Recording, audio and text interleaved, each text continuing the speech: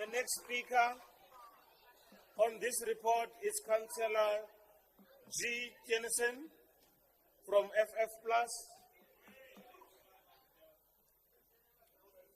Thank you, Honourable Speaker.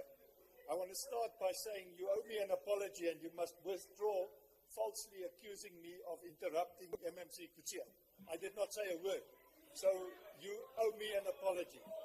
That being said, Honourable Speaker, the decision to implement and backdate the 2021 3.5% salary increase cannot be viewed in isolation.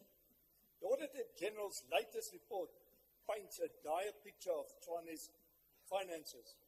A cash coverage ratio of less than 3 days, a funding plan short by millions, revenue under collection of billions, 2.2 billion, expenditure shortfalls exceeding 3.9 billion. These are not abstract numbers. They are a warning, signals of a municipality that's on the verge of collapsing.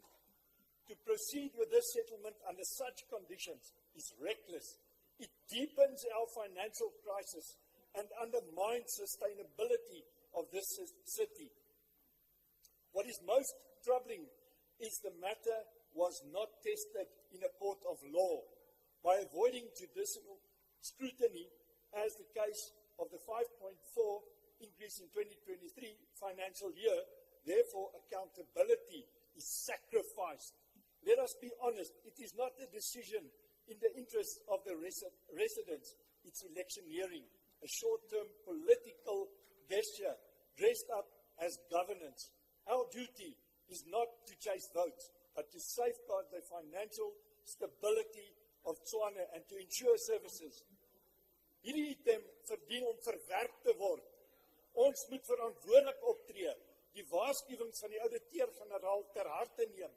Die belange van 21.000 amptenare word hiermee bo die belang van 4,1 miljoen inwoners van hierdie stad gestel. Dis verraad teen die inwoners van Tshwane. Dankie.